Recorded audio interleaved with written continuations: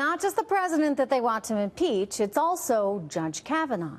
Senator Dianne Feinstein is already calling to reopen the investigation into Judge Kavanaugh. Now, politics aside, I gotta ask, how is this good? Any of this good for our country? Joining me right now, Democratic strategist Antoine Seawright. Antoine, good to see you. Hey, Trish, how are you? I'm good, but I don't like what you guys are doing. Trish, Why's all this impeachment talk? How do you think that's helping anyone right now?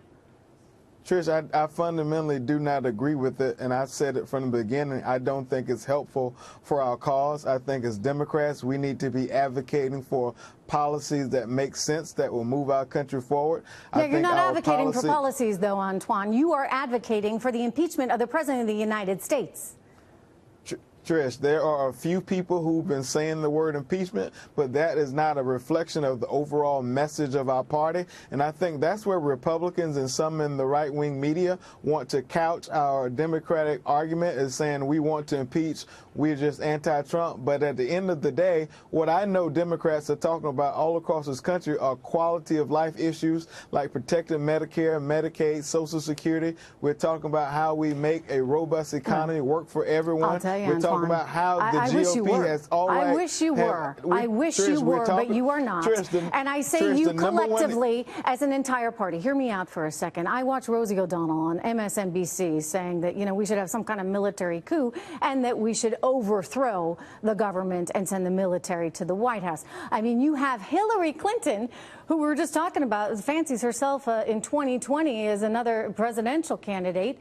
Hillary Clinton saying we no longer need to be civil to each other. We no longer need to. We cannot be civil in this kind of environment. And I just look around, Antoine, and I say, where are your policies? Where are the things that you were going to do to actually help everyday Americans? All you guys talk about is how awful Trump is.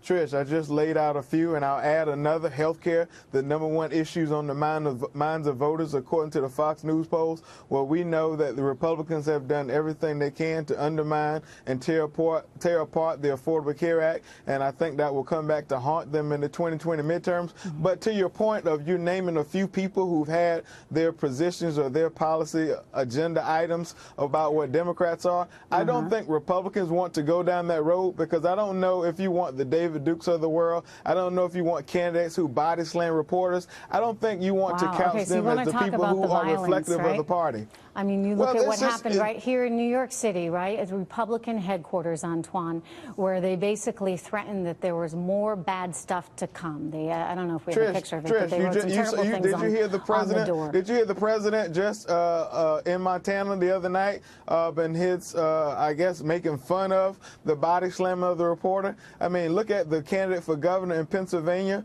who insisted violence upon Tom Wolf. Antoine, you clearly weren't watching my show last night, because we had a candidate who's running for state senate out there in Minnesota, and this guy was punched in the head, was suffering concussion symptoms, all because someone didn't like what party he represented. I don't think any of this is healthy. And right now, I will give you this. The president told me when I said fairly or unfairly, you're the president of the United States, we're in a divided place, and we need to be healed. And he